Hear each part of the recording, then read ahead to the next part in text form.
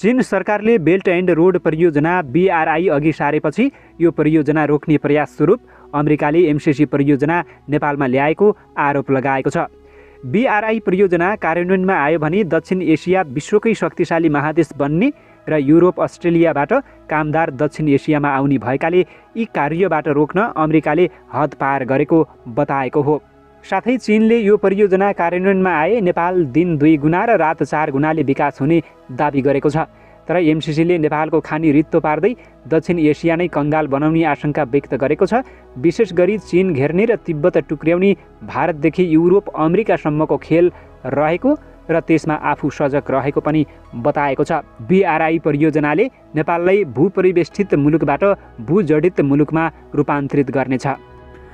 Belt and road initiative BRI चीन सरकारले प्रस्तुत गरेको अत्यन्त महत्त्वकांक्षी विकास रणनीति हो।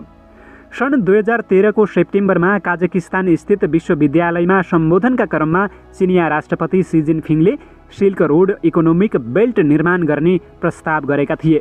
त्यसको 1 महिनापछि इन्डोनेसिया भ्रमणमा राष्ट्रपति सीले 21st सेन्चुरी म्यारिटाइम सिल्क रोड निर्माणको प्रस्ताव गरे। पछि यी दुवैलाई मिसाएर चिनिया राज्य परिषदको योजनामा वान बेल्ट वान रोडका रूपमा प्रस्तुत गरियो। अहिले यसलाई बेल्ट एन्ड रोड इनिसिएटिभ भन्न थालिएको छ। BRIमा उल्लेखित रोडले समुद्री मार्गलाई जनाउँछ भने बेल्टले स्थल मार्गलाई जनाउँछ। बेल्टले चीनको पश्चिमी भागलाई मध्य एसिया, रुस, युरोप, भूमध्य सागर, अरब सागर, दक्षिण पूर्वी एसिया, दक्षिण एसिया र हिन्द महासागरसँग जोड्छ। त्यसै गरी रोडले समुद्री मार्गद्वारा चीनलाई युरोप र अफ्रिकासँग जोड्छ। BRI परियोजनाले 65 देश, 4.4 अर्ब जनसङ्ख्या र संसारको कुल ग्राहस्थ उत्पादनको 1/3 हिस्सा ओगट्छ। दोस्रो विश्वयुद्धपछि युरोप पुनर्निर्माण गर्न अमेरिकाले बनाएको मार्शल योजनाभन्दा यो कयौँ गुणा ठुलो परियोजना हो। यसमा हालसम्म सही योजनामा करिब $1 ट्रिलियन लगानी निश्चित भइसकेको छ। केही समय अघिसम्म सोच्न समेत नसकिने रेल र सडक मार्ग निर्माण भइरहेका छन्। BRIले विश्वमा उत्साह र आशंका दुवै पैदा गरेको छ। कतिपय साना देश ऋणको पासोमा पर्ने जोखिम समेत रहेको बताइन्छ। पश्चिमा शक्ति र तिनको नेतृत्वमा रहेको विश्व तथा क्षेत्रीय व्यवस्थालाई विस्थापित गर्ने योजना ठानेर पश्चिमा राष्ट्रहरू चीनसँग सशङ्कित बनेका छन्। यद्यपि तिनले चिनिया लगानीलाई अस्वीकार गर्ने आँट देखाएका छैनन्। भारत BRIको एक महत्त्वपूर्ण हिस्सा हुँदाहुँदै उसले यस परियोजनामा भाग लिन अस्वीकार गर्दै आएको छ। भारतको विरोधले चीन र भारत दुवैलाई अप्ठ्यारो पारेको छ।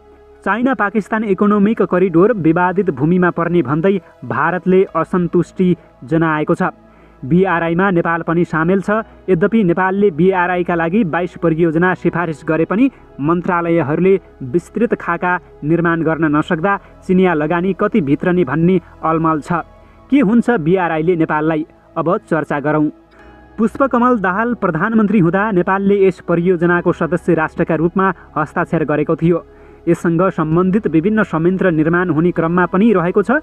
वैधानिक रूपमा BRIको सदस्य राष्ट्र भएकाले नेपालले यसबाट कसरी फाइदा लिन्छ भन्ने विषय बाहेक अरू विषयमा हामीले सोच्न मिल्दैन।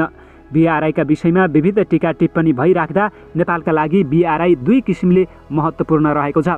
यो परियोजनापछि नेपालको भू राजनीतिमा कायापलट हुने देखिन्छ।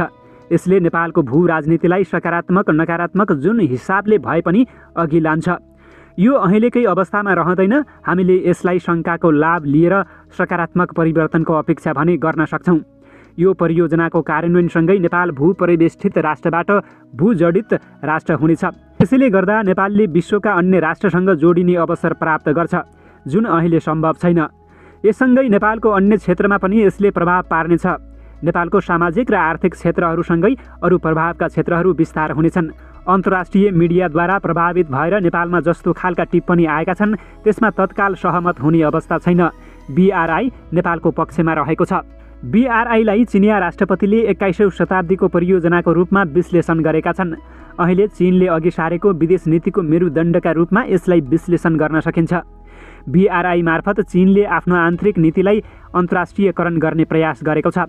यसलाई चिनियाहरूले अन्तर्राष्ट्रिय प्रभाव विस्तारका रूपमा पनि बुझ्न सकिन्छ।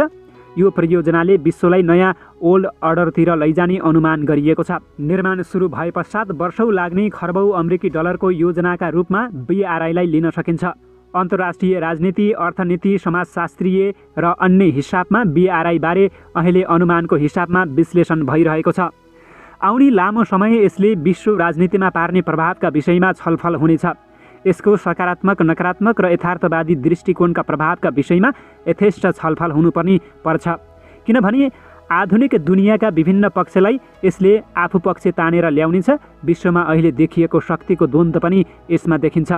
चीनले अगाडि सारेको BRI परियोजनामा सहभागी हुन नेपालले 12 मे 2017मा सहमति जनाएको थियो। तत्कालीन उपप्रधानमन्त्री कृष्णबहादुर महरा र परराष्ट्र मन्त्री प्रकाश शरण महतको उपस्थितिमा दुवै पक्षबाट BRI समझदारी पत्रमा हस्ताक्षर भएको थियो।